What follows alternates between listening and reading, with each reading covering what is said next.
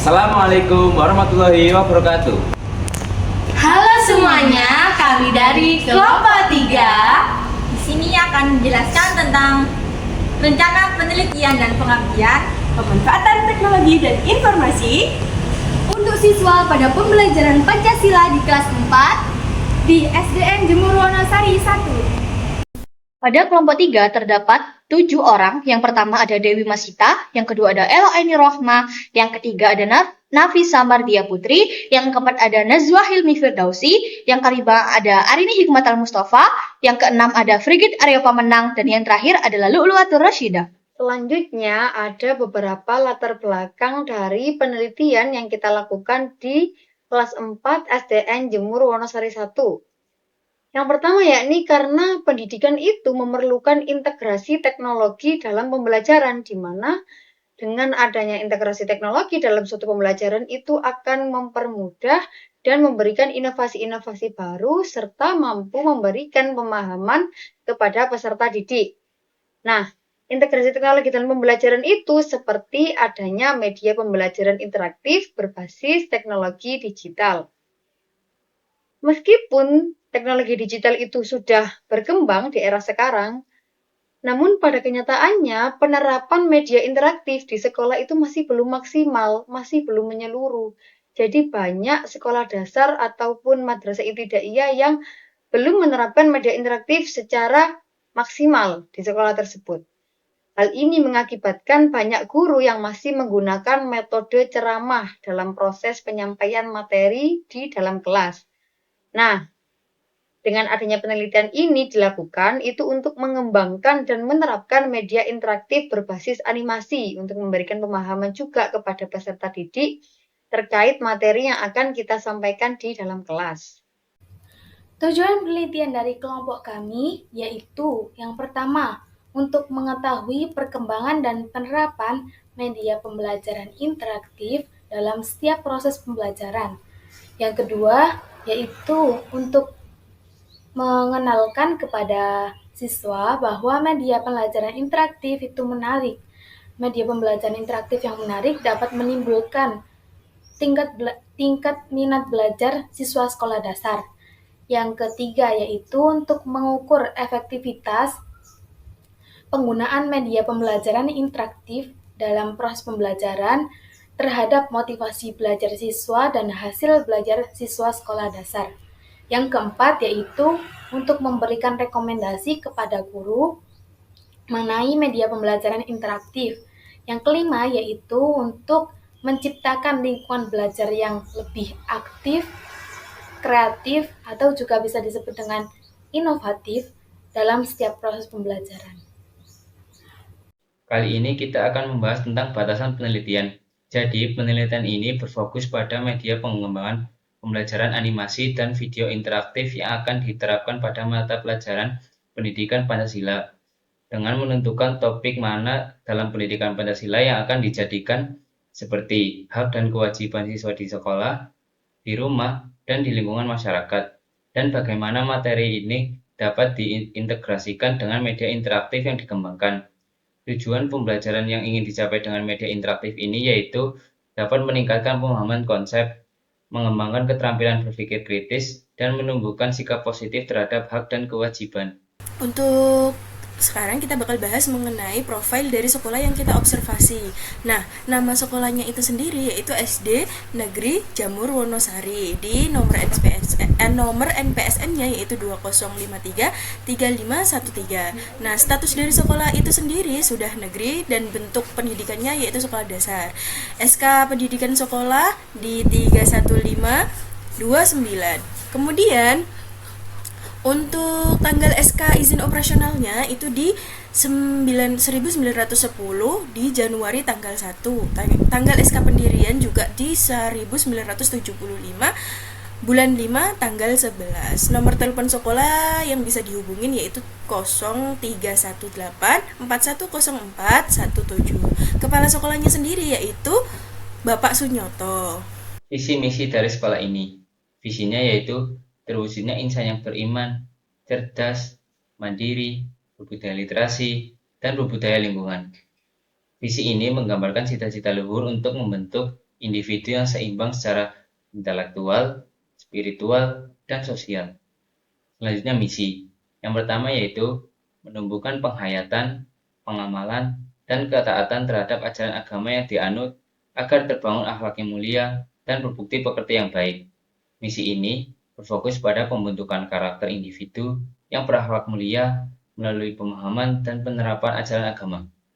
Misi yang kedua, menghasilkan lulusan yang cerdas, berkualitas, dan berprestasi akademik maupun non-akademik.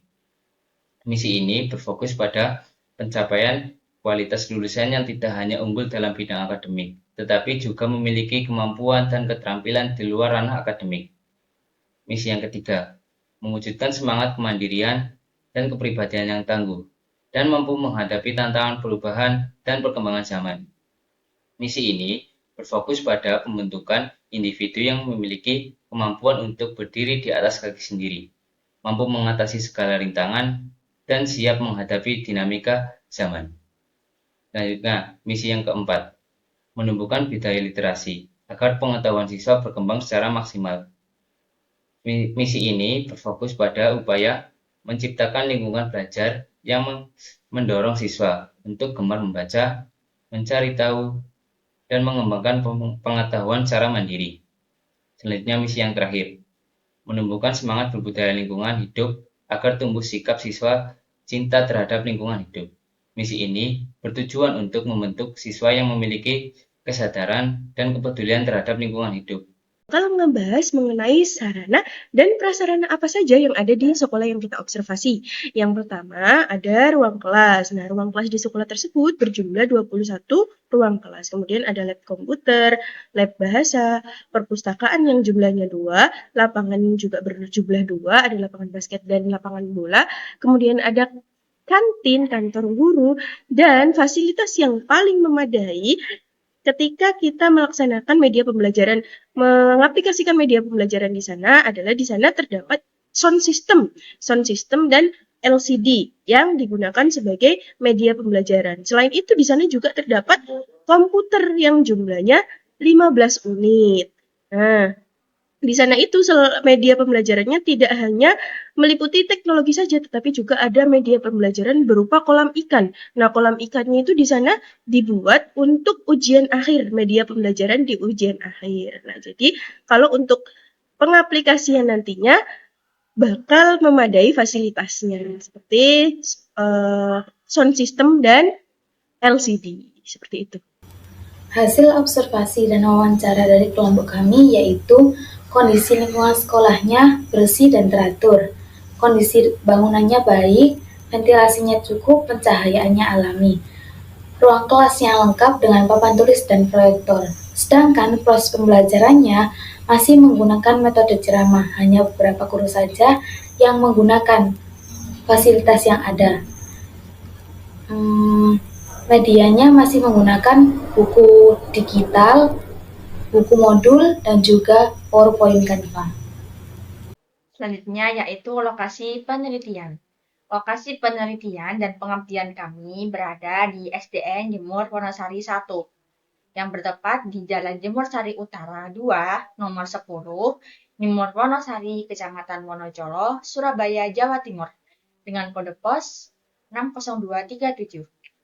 Alasan kami memilih SDN Jemur Wonosari 1 sebagai penelitian dan pengabdian kami yang pertama, karena jarak sekolah SDN Jemur Wonosari 1 dengan kampus kami itu dekat, jadi mudah dijangkau. Yang kedua, di SDN Jemur Wonosari 1 itu sudah menggunakan teknologi informasi dalam pembelajarannya. Salah satunya yaitu sudah menggunakan LCD dan proyektor berupa media pembelajaran, Canva, PowerPoint, dan juga video. Seperti contoh di lingkungan keluarga, peserta didik itu diharapkan menghormati kedua orang tua serta anggota keluarga yang lainnya, menjaga keharmonisan di antara sesama, dan juga membantu pekerjaan di rumah. Yang kedua, peserta didik diharapkan mampu mengidentifikasi dan menyajikan hak dan kewajiban mereka sebagai anggota keluarga, warga sekolah, dan warga masyarakat. Maksud dari menyajikan di sini itu mereka itu bisa menyampaikan apa itu hak dan kewajiban mereka sebagai seorang peserta didik. Seperti contoh di lingkungan sekolah, para siswa itu diharapkan bisa menghormati guru-gurunya serta temannya dan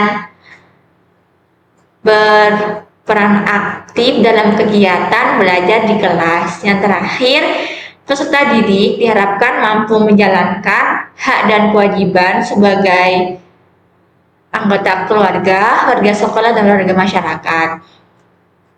Kesimpulan dari capaian pembelajaran di atas itu peserta didik itu diharapkan mampu mengenal dan mengerti apa itu hak dan kewajiban mereka.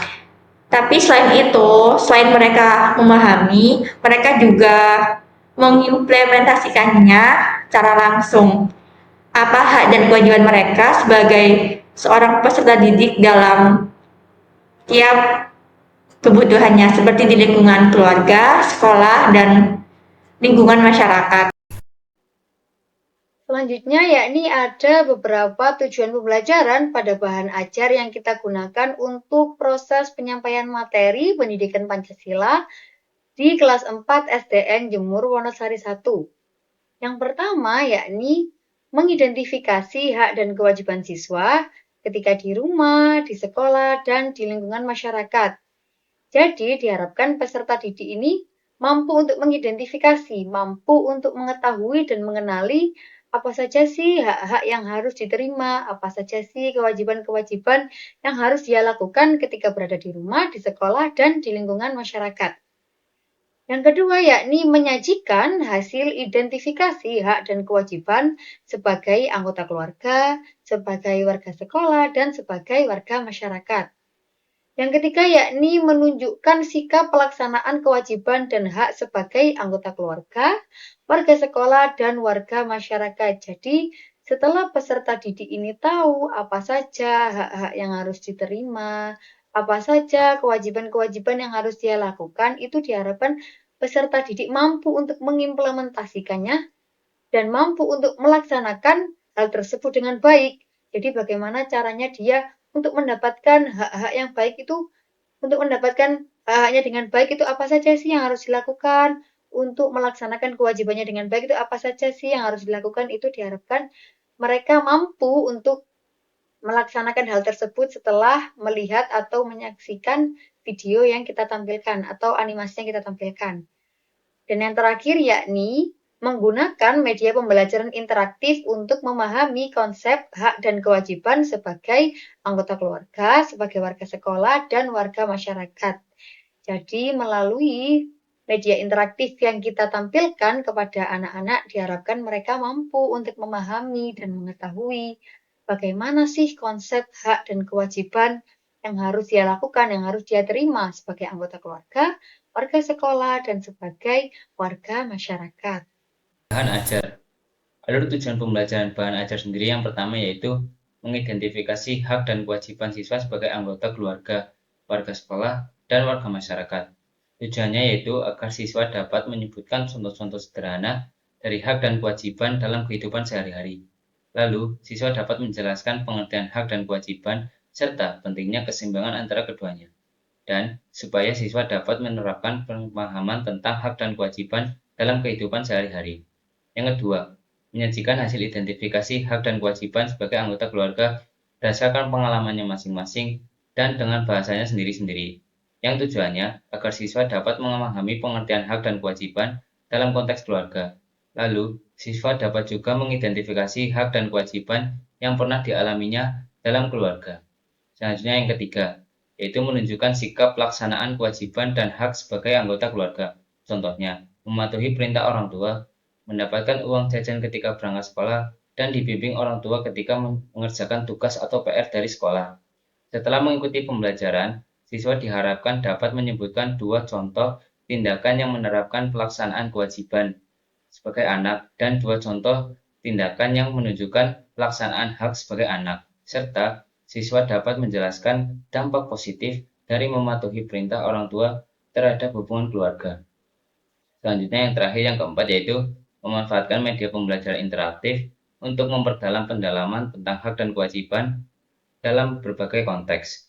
Setelah mengikuti pembelajaran, siswa dapat menentukan 3 jenis media interaktif yang efektif untuk mempelajari hak dan kewajiban, dan siswa dapat menunjukkan pentingnya menggunakan media sosial dengan bertanggung jawab berdasarkan pengalaman tentang hak dan kewajiban di dunia digital. Selanjutnya, ada beberapa materi ajar yang akan kita sampaikan pada kelas 4 SDN Jemur Wonosari 1 melalui media pembelajaran interaktif. Yang pertama yakni pengertian hak dan kewajiban. Yang kedua, implementasi hak dan kewajiban siswa ketika di rumah. Yang ketiga, implementasi hak dan kewajiban siswa ketika di sekolah. Yang keempat, implementasi hak dan kewajiban siswa ketika di lingkungan masyarakat. Dan yang terakhir adalah pentingnya hak dan kewajiban siswa. Alasan kami mengambil materi ajar ini adalah yang pertama, sesuai dengan permintaan dari guru kelas 4 SDN Jemur Wonosari 1, di mana beliau menginginkan kami untuk membawa materi ajar ini supaya memberikan pemahaman berlebih kepada peserta didik terkait konsep hak dan kewajiban dan bagaimana cara implementasinya. Di mana beliau belum memberikan materi ajar ini kepada siswa-siswi. Yang kedua yakni untuk mengembangkan minat mereka pada mata pelajaran pendidikan Pancasila, terutama pada konsep hak dan kewajiban siswa, dengan harapan peserta didik mampu memahami bagaimana pengertian hak dan kewajiban siswa, serta mampu mengimplementasikannya dengan baik terkait hak dan kewajiban siswa ketika mereka sedang berada di rumah, di sekolah, maupun di lingkungan masyarakat. Dan yang terakhir adalah untuk menekankan kepada mereka terkait pentingnya pelaksanaan hak dan kewajiban siswa secara seimbang.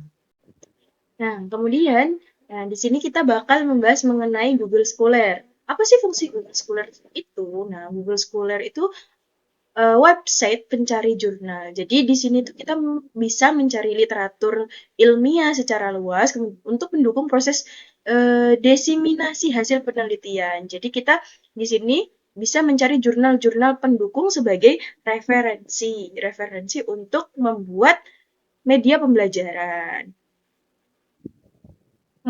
Di sini juga di Google Scholar ini juga memudahkan para penulis untuk memamerkan publikasi akademisnya atau hasil dari hasil kerjanya seperti itu.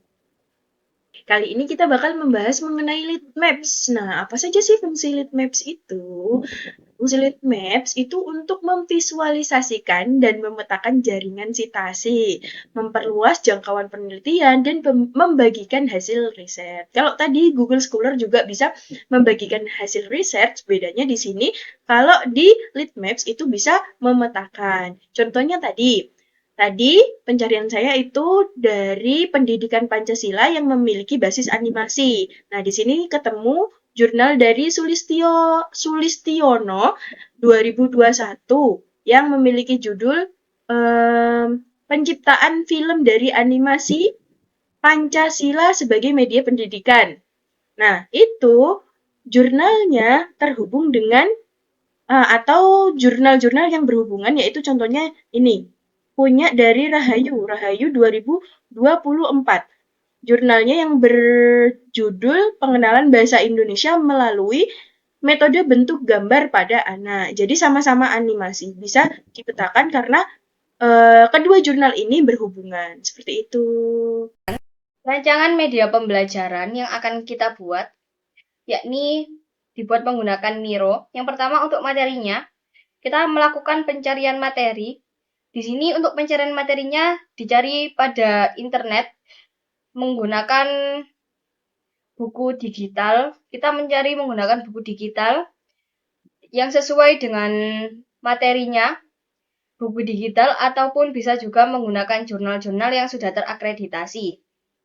Selanjutnya, untuk pembagian tugas dari pencarian materi ini ada Nazwa, Nafisa, dan Elok. Setelah mencari materi-materi tersebut, kemudian materi tersebut dikumpulkan pada bagian analisa materi, di mana analisa materi ini dilakukan untuk menyesuaikan jenjang siswa-siswa yang akan kita ajari, di mana analisa materi ini dibagi untuk 3 orang, yakni Lulu Atur-Rasyida, Arini Hikmatul Mustafa, dan Dewi Masita. Setelah dianalisa, materi-materi tersebut kemudian disusun. Untuk penyusunan materi ini dilakukan oleh seluruh anggota kelompok 3. Setelah disusun, maka penyusunan hasil dari penyusunan tersebut dikumpulkan kepada satu orang, yakni Frigid Aryo. Kemudian untuk media penjelasan materinya saat di sana di kelas itu kita menggunakan LKS atau buku modul yang sudah dimiliki oleh para siswa di SD tersebut dan menggunakan video interaktif berbasis animasi yang akan ditayangkan sebagai media untuk menjelaskan materi tentang hak dan kewajiban. Untuk LKS sendiri nanti akan dijelaskan di sana atau dipandu oleh Nazwa Hilmi Firdausi, Nafisa Mardia Putri, dan Lulu Atur-Rasyida. Sedangkan untuk video interaktifnya nanti akan dijelaskan dan ditayangkan oleh 4 orang ini, yakni Frigid Aryo, Dewi Masita, Arini Hikmatul Mustafa, dan Elo Aini Rohma. Kemudian untuk media pembelajaran interaktifnya, di sini kelompok ini membagi di media pembelajaran interaktifnya ada 3 tampilan, yakni yang pertama tampilan animasi awal, tampilan materi, dan tampilan pertanyaan. Yang pertama, animasi awal ini merupakan pembukaan yang di situ terdapat tulisan mengenai judul materi kita, yakni hak dan kewajiban siswa. Yang kemudian setelah itu ketika diklik maka akan muncul 3 menu, yakni yang pertama ada materi, kemudian di materi tersebut terbagi menjadi 3, yakni hak dan kewajiban siswa di sekolah, hak dan kewajiban siswa di rumah, dan hak kewajiban siswa di masyarakat. Setelah itu, pada tampilan materi ini akan dimasukkan oleh dan disusun oleh Dewi Masita, Elo Aini Rohma, dan Arini Hikmatul Mustafa. Di sini sesuai pembagiannya, di mana materi terdapat 3, yakni hak dan kewajiban di sekolah, hak dan kewajiban di rumah, dan hak dan kewajiban di masyarakat, serta pengertian hak dan kewajiban dan pentingnya hak dan kewajiban. Kemudian setelah ditampilkan materinya, maka kita akan menampilkan pertanyaan-pertanyaan yang sesuai dengan materi tersebut untuk mengukur hasil kemampuan, hasil belajar siswa setelah melihat penayangan materi tadi. Di sini untuk pertanyaannya akan dimasukkan dan disusun oleh Nazwa Hilmi Firdausi dan Nafisa Mardia Putri. Selanjutnya, kita akan menjelaskan mengenai langkah-langkah pembelajaran ketika berada di kelas. Pertama, kita akan memulai dengan pembukaan. Yang mana isi dari pembukaan itu adalah mengucapkan salam pembuka, dilanjut dengan doa bersama, dan dilanjut dengan memperkenalkan diri masing-masing anggota dari kelompok 3.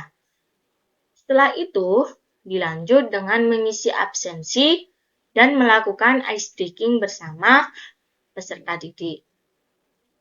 Setelah melakukan ice breaking, dan ketika para peserta didik sudah mulai fokus, maka kita akan memaparkan materi, yang mana menampilkan materi menggunakan media pembelajaran yang telah disiapkan, yaitu menggunakan media pembelajaran interaktif berbasis animasi, yang mana di dalam media tersebut terdapat menampilkan pengertian hak dan kewajiban. Setelah itu, menampilkan pelaksanaan hak dan kewajiban sebagai seorang siswa dan anggota keluarga dan masyarakat. Dalam proses tersebut, siswa menyimak penjelasan dari media interaktif berbasis animasi tersebut. Setelah itu, setelah siswa menyimak, maka anggota yang bertugas akan memberikan pertanyaan kepada siswa, dan siswa jika mampu menjawab maka dia dapat dikatakan mampu memahami. Dan jika siswa mampu memahami, maka kita akan mengakhiri kegiatan belajar.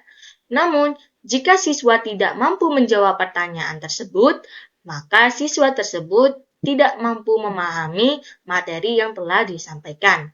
Maka, kita akan menampilkan lagi materi yang menggunakan media pembelajaran interaktif berbasis animasi.